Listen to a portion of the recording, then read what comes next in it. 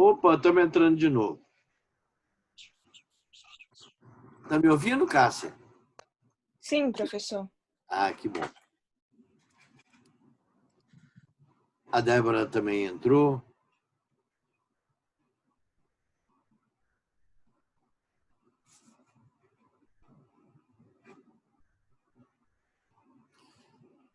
Deixa eu entrar, o pessoal entrar o restante, né, para poder a gente falar aqui da tutela e da guarda.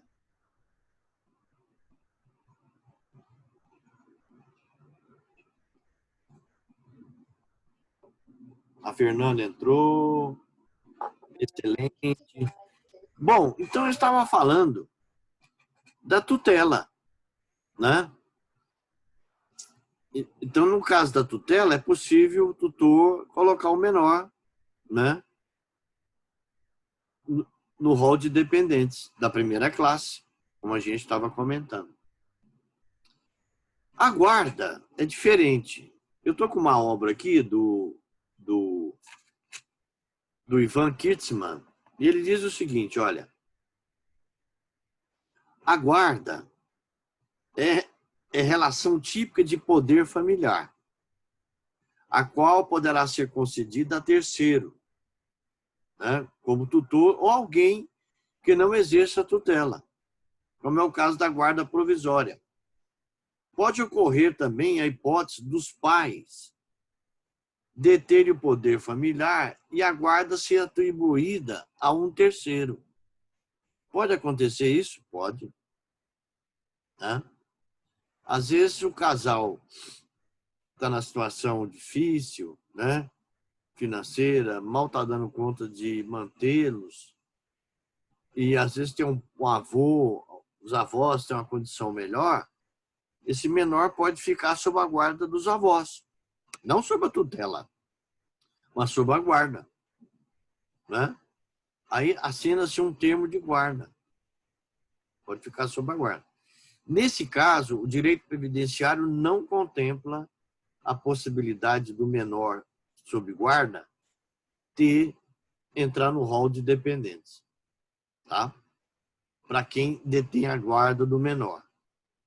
Então, não tem jeito. Já teve no passado, né, essa possibilidade do menor sob guarda ser incluído como dependente do segurado, daquele que tem a guarda do menor. Mas isso estava sendo usado para fraudar a Previdência, né? Porque muitas vezes os pais, querendo pegar uma pensão, por exemplo, do avô, que é um servidor público, antigo, tem uma aposentadoria muito boa, fica com a guarda desse neto e o neto, vindo a óbito, esse neto que tem a guarda, habilita como dependente dele no regime próprio de previdência. Então, isso gerou muita confusão, gerou fraude e acabou revogando a possibilidade. Mas tem muita discussão sobre essa matéria, porque uns entendem que embora a lei tenha, a previdenciária não contemple, o Estatuto da Criança e do Adolescente contempla, o ECA, né? Contempla. Então, tem jurisprudência também nesse sentido. Mas, sob o ponto de vista legislativo, legal, do artigo 16, não. Solta o menor em regime de tutela. Então, gente, e uma outra questão, então nós vimos aí, né, conceito de tutela, conceito de guarda. Quais são os elementos para configurar a tutela? Que os pais, falecimento dos pais, os pais considerados ausentes, ou quando eles perdem o poder familiar. Então, nessas três hipóteses, configura a tutela. Né? E a guarda, não. Os pais têm o poder familiar, mas atribui a guarda da criança a um terceiro. Né? Aí, nesse caso, a legislação previdenciária não contempla, embora o ECA faça alusão a essa questão. Aí tem na jurisprudência alguns posicionamentos favoráveis e outros não favoráveis. Então, é matéria complicada. Uma outra questão importante, né, que eu queria colocar aqui, vou contar a história para vocês, verdadeira, e que tem a ver com o direito previdenciário. Né? Olha só,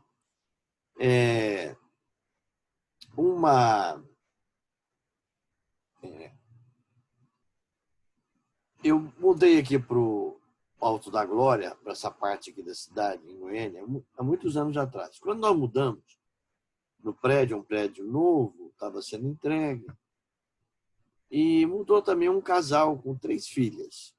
Essas meninas cresceram, né? Já estavam, acho que a mais velha já tinha mais de 18 anos, e a caçulinha ainda tinha acho que 16 para 17. É uma escadinha. Uma coisa assim, 19, 18, 17, 16. Bom, e o casal, eles divorciaram. Resolveram divorciar. Para fazer o divórcio mais barato, as 2 filhas mais velhas já eram maiores civilmente, mas tinha uma menor. O que eles fizeram? Como é que fala? Gente, me fugiu aí. Emancipou a menina. Bem lembrado, Fernando. Emanciparam a menina. Emanciparam a danadinha. Aí fizeram o divórcio. E ele saiu de casa. Né? Não casou de novo, não tinha companheira. Logo 6 meses depois, ele alugou um apartamento, um apartamento morando até perto. 6 meses depois, ele veio a óbito. Teve um infarto fulminante, veio a óbito. Muito bem. Aí vamos ver quem tem direito à pensão. As meninas, acho que a mais velha já tinha completado 21. A menina que eles emanciparam, ainda estava na idade, né, de habilitar na pensão, não pode. Porque a Previdência diz que perde a condição de dependente o menor que foi antecipado, que foi emancipado. A emancipação é perda da condição de dependente, da qualidade de dependente. Então, sobrou uma, que ainda tinha menos de 21 anos, a do meio. E a ex-esposa habilita? Essa é uma discussão boa. Né? O Tribunal Superior, o STJ, Superior Tribunal de Justiça, tem uma súmula que diz assim, que se no divórcio a mulher, por exemplo, renunciou aos alimentos, mas se posterior ao divórcio, ela continuou tendo uma certa dependência econômica do ex-marido, ou se não renunciou ao alimento, né, manteve-se alimentos e também tinha uma dependência econômica do segurado, né?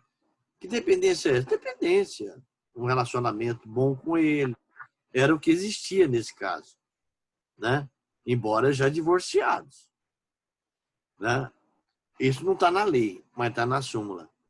Aí, se demonstrar essa dependência econômica, é possível, né, que a ex-esposa habilite na pensão por morte.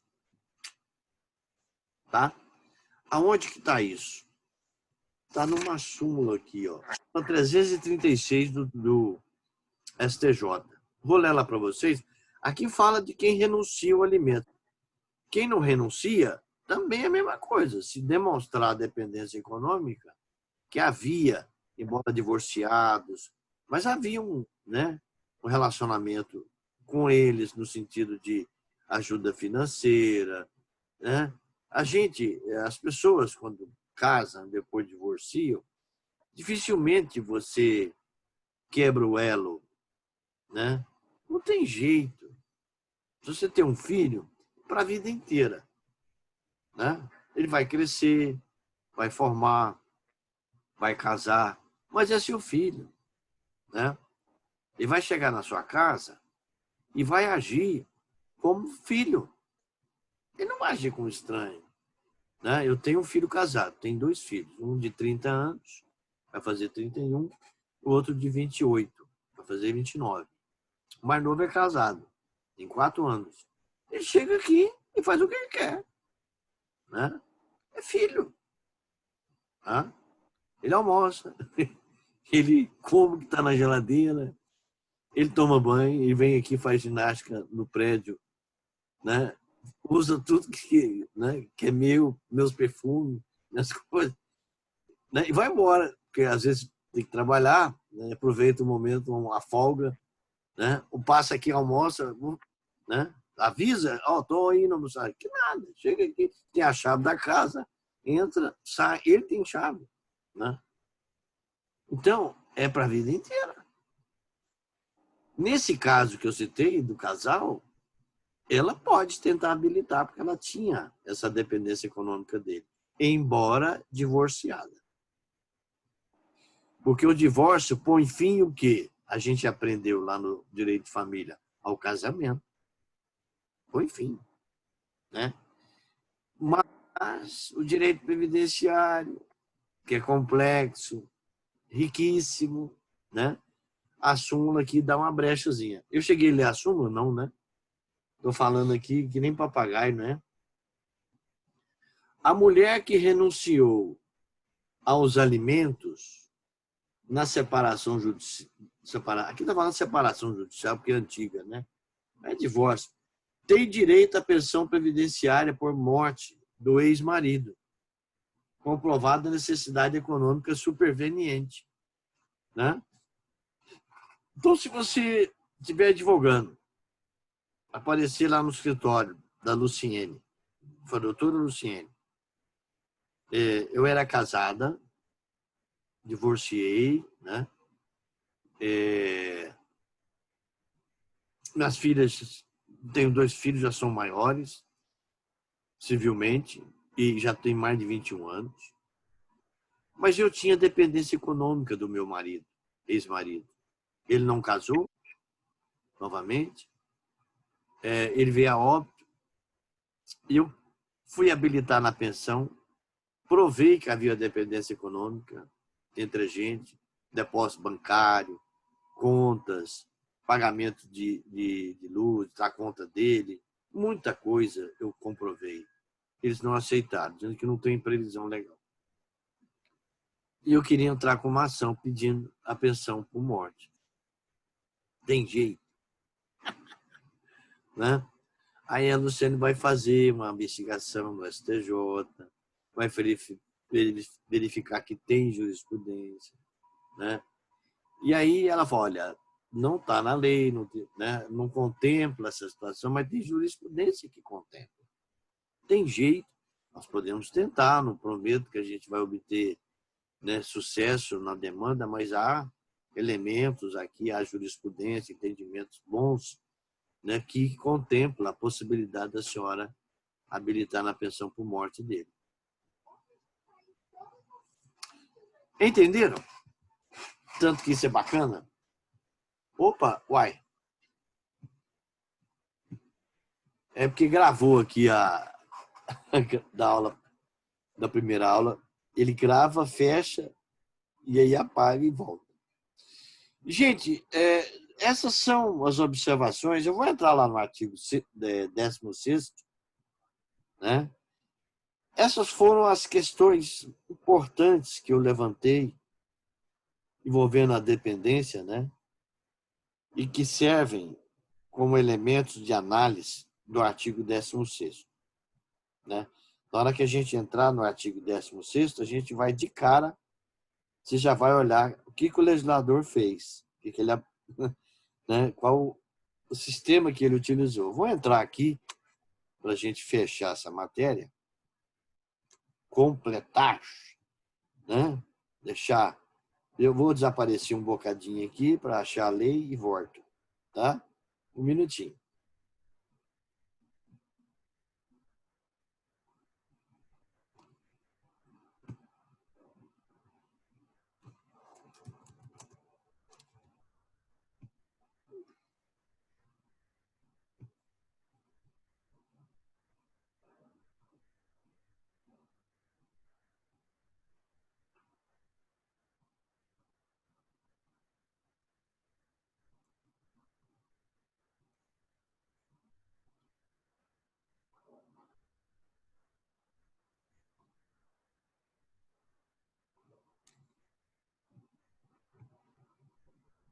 Bom, vou abrir aqui e compartilhar com vossas excelências, né? Olha só, o título já está dizendo tudo, né? Dos dependentes.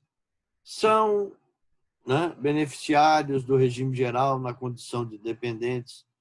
Aí ó o que ele fez aqui. Ó. O inciso 1 é a primeira classe.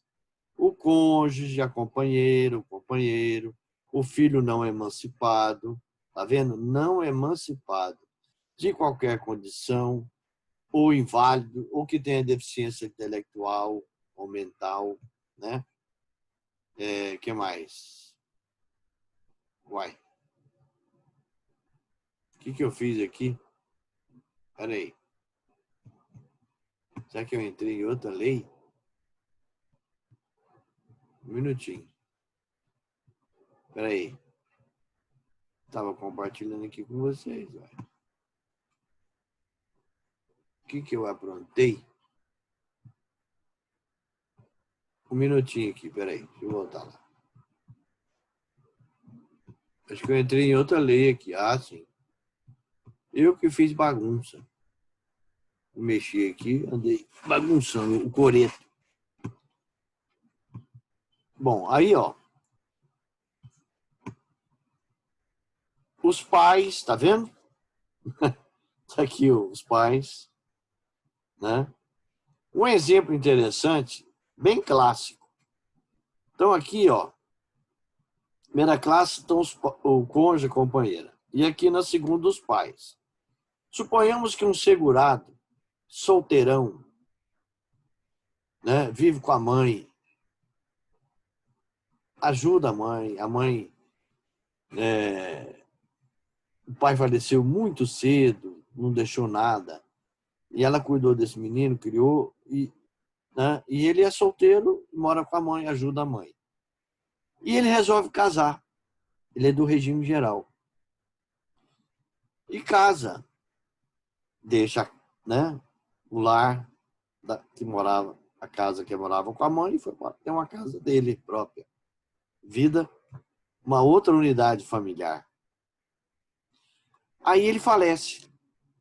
Quem vai habilitar na pensão? A esposa? Sim, está claro que é ela. Mas ela vai dividir a pensão com a mãe? Não, porque a esposa está na primeira classe e a mãe está na segunda. Então, a existência da esposa aqui exclui a mãe. Claro. Mais claro do que água cristalina, né? O irmão é emancipado de qualquer condição, menor de 21 anos, tal, né? A existência de dependente de qualquer das classes deste artigo exclui o direito às prestações das classes seguintes, né? Aqui eu falei do enteado, ó, o menor tutelado, equipara-se a filhos, né? Desde que mediante declaração do segurado. Considera-se companheiro ou companheira a pessoa que, sem ser casada, aqui a Previdência está dizendo que ela não aceita o concubinato, ó. Sem ser casada, né? As provas de união estável, de dependência econômica, exigem início de prova material. Tá? Isso aqui é uma regrinha nova que a Lei 13.846 trouxe, né? Para dificultar um pouco o acesso à pensão por morte. Então tá aí, gente. Eu fiz, né, um apanhado geral e bastante interessante, eu acho, né, em cima do Instituto da Dependência, né? Quando é que eu perco a minha condição de dependente? Quando no divórcio, na emancipação, né, com o casamento, constituição de empresa, né, com um contrato de trabalho, com atividade remunerada, né? Então, são situações que geram. Quando eu completo 21 anos, né? E aí acabou, que a dependência previdenciária do filho é até 21, chamada maioridade civil, maioridade previdenciária, né? porque a maioridade civil inicia-se aos 18. Mas por direito previdenciário, que é uma lei especial, a 8.213 de 1991, né, é com até 21 anos de idade. Professor, e se vier uma incapacidade nesse período, entre o período da concessão e os 21 anos, pode prorrogar? Fernanda, já teve uma onda de ações há um tempo atrás muito favorável à prorrogação. Qual que era a tese? A tese era, por analogia, se utilizava uma lei federal que permite o abatimento para efeito de imposto de renda do filho que completa 21 anos e não tem renda própria, não tem emprego e necessita terminar um curso superior, uma coisa assim, para até 24 anos de idade. Muitas ações foram propostas, né? Teve uma certa jurisprudência favorável, não majoritária, mas na hora que chegou no STJ, que desembocou lá, né, o recurso especial, o STJ jogou praticamente uma pá de cal, né, dizendo que não tem fundamentação legal, que a lei previdenciária é muito clara, e isso é uma regra de seguro, né, seguro social, que é até 21, né? Mas se alguém chegar no seu escritório e de forma dramática, né, contar uma história para você que, por exemplo, um filho que dependia do pai, que era o provedor, que recebia a pensão dele e que sem ela ele não pode sobreviver porque ele não tem ainda renda, ele está estudando, ele precisa para transporte, precisa para alimentação, né, regime geral, tem documentos, ele não tem renda, vive com dificuldade. E aí? Você vai entrar? Pode tentar pedir a prorrogação, né? Pode. Diante do caso dramático, pode ser que o juiz conceda, mas que pode ser derrubada, pode, né? Então a pessoa tem que estar consciente dessa questão, tá? Sua pergunta é boa, né? Interessante. Professor, mas eu pensei mais numa incapacidade mesmo. Ah, não, se ele é incapaz, ele tem. Não. É incapaz, continua recebendo. Tranquilo. Tá? Se é incapaz, recebe. Eu tenho uma ação, né, regime próprio, de uma filha de uma ex-servidora da Universidade Federal, professora titular. Essa senhora teve 4 filhos biológicos e 2 adotivos. E a filha adotiva, ela adotou um menino e uma menina. A menina foi adotada com 4 anos e ela tinha sequelas de maus tratos. Ela ficou com sequelas de maus tratos antes da adoção, né? Ela foi adotada, a mãe cuidou dela, deu todo amor, mas ela ficou com sequelas. Antes dela ser adotada, ela sofreu maus tratos e aí ficou com sequelas. O que aconteceu? Ela tem uma série de problemas. Ela tem problema físico, ela tem uma perna torta, né? Um defeito físico grave, tem problemas psiquiátricos. Não é uma pessoa louca, mas é uma pessoa, né, emocionalmente abalada, toma remédio, medicação. Aí ela pediu a pensão da mãe, administrativamente, juntou atestado, juntou um monte de coisa. A universidade negou, né? Nós entramos com a ação. A ação está mudando aí, né? Esperando para ver se há um pronunciamento, né? A perícia já constatou que ela é inválida, que ela tem problemas seríssimos, né, psiquiátricos e físicos. Tá? Ela está com 40 anos. 40 anos de idade. Então, né, é inválido. Mas e essa incapacidade dela ocorreu antes do óbito, né? já tem registro que as sequelas que ela ficou. Você conversa com ela assim, meia hora, conta as coisas para ela, fala às vezes o que ela precisa fazer, orientar. Passa um pouquinho, ela pergunta você de novo, doutor, eu esqueci o que eu tenho que fazer mesmo. Você pode me explicar de novo, por favor? Eu falei, então anota, você anota, você não, né? Grava, anota. Ela até tem uma letrinha boa, a mãe alfabetizou, né? Muita dificuldade, acho que ela conseguiu terminar o ensino médio. Não sei como, né? A mãe é professora, né? Deve ter ajudado pra caramba. Mas criou com todo amor. Deu tudo que ela, né, podia ter. Educação, alimentação boa. Até plano de saúde a mãe tinha para ela. Né? Filha adotiva. Filha adotiva. Né? A minha esposa é filha adotiva. Minha esposa foi adotada, né? Logo que nasceu no hospital, o médico que fez é o pai dela que fez o parto. Pediu ela como para ver se a mãe, né, família muito pobre. Ele pediu. A senhora quer me dar essa criança? Ele é doido como menina, né? Ela falou, posso, se o senhor, né, registrar tudo direitinho. Então tá bom. Eu saí de lá para casa do pai dela. Do pai dela adotivo. Bom, gente, o que mais? Aí a gente conclui nessa parte aí e vamos partir para um slide, vamos falar sobre prestações, né? Aí nós vamos entrar nas prestações previdenciárias. E aí o bicho pega, porque a gente vai mexer com cada benefício, vamos analisar como que a reforma modificou, vamos falar de cálculo, a base de cálculo do benefício, né? Que é muito difícil. Não dá, né?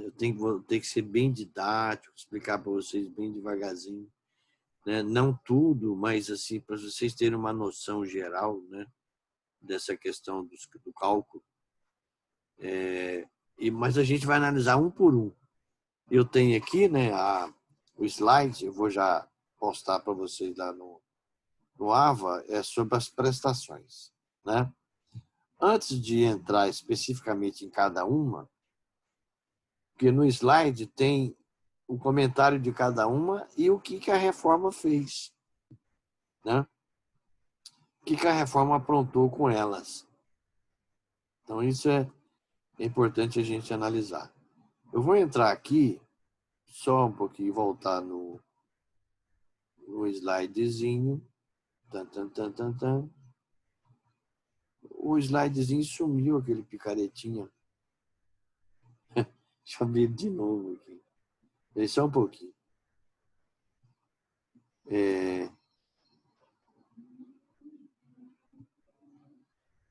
Muito bem. Achei, estava desaparecido aqui. O mascarado. Aí.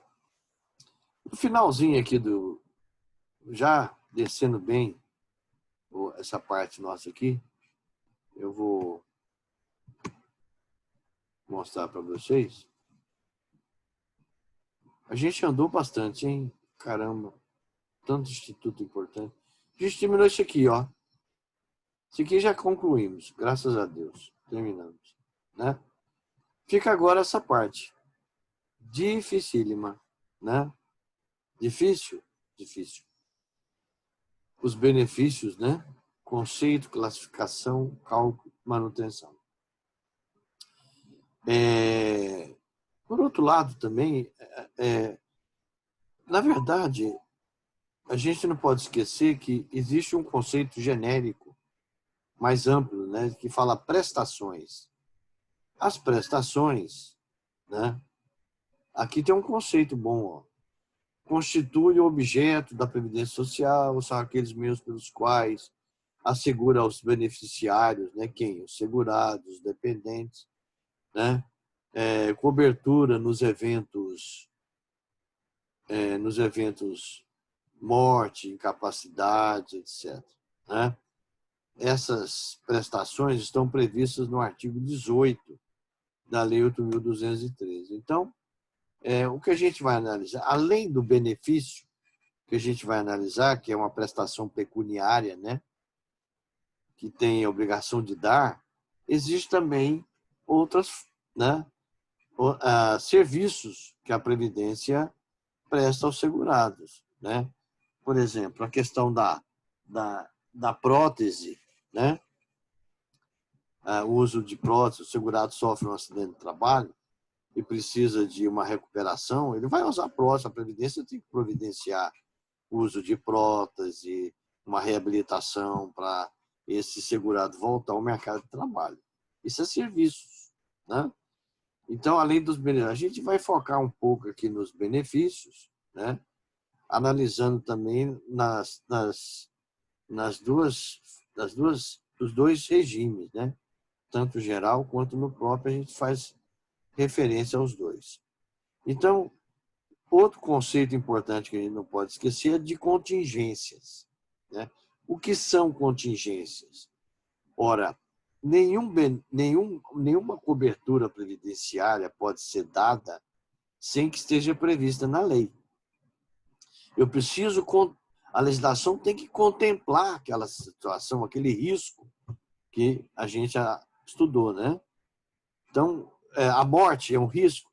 Tem cobertura para a morte? Tem, a pensão por morte. A incapacidade é um risco? Tem cobertura para incapacidade? Tem, temporária ou definitiva, né? A maternidade é um risco? Tem cobertura para a maternidade? Tem, salário maternidade. A idade avançada, a velhice, tem uma cobertura para a Previdência nessa área? Tem, aposentadoria por idade. Então, nenhuma pode estar, ou melhor, todas têm que estar previstas na lei, né? Pode aparecer que durante a vida outras situações vão gerar uma contingência, um risco para as pessoas. Mas se elas não estiverem contempladas no ordenamento jurídico, não tem como o Estado oferecer a cobertura. Então, essa questão é muito importante e leva a gente a refletir sobre o princípio da legalidade, né? Quer dizer, só há cobertura de eventos previstos na lei. O que não está na lei, não tem como o Estado, né, oferecer a cobertura previdenciária. Tá? Muito bem. E essa classificação dos benefícios? Como é que é feita? Né? Como é que essa classificação é feita? Peraí só um pouquinho. Está vendo aqui um foguetório? Que é de eleição, né? Eu tenho uma cachorrinha que ela está aqui do meu lado, morrendo de medo. Está aqui, ó. Fica quietinha, fica. Tá. Época de eleição, né? Político adora gastar dinheiro com foguete. Bom, então a partir disso a gente começa a analisar o slide das prestações. Eu não vai agora, né? Que a gente vai, daqui a pouquinho a aula termina, está faltando 6 minutos. Não vou começar a falar agora de cada um, né? Mas para a próxima aula é isso, o slide das prestações. Tá? Certo, gente? Nós estamos terminando a aula, está faltando uns 5 minutinhos aqui, 6 minutinhos, né? Então fica assim, eu vou deixar esse slide para vocês lá no AVA, vou passar uma atividadezinha para não perder o costume, né? Para a próxima, para somar com a segunda VA, tá bom? Um abraço para vocês, bom restante de semana e a gente se vê na próxima semana, então, na próxima quarta. Certo? Até mais, professor. Tá? Até mais, professor. Boa semana. Muito obrigada, Fernanda. De nada. Um abraço.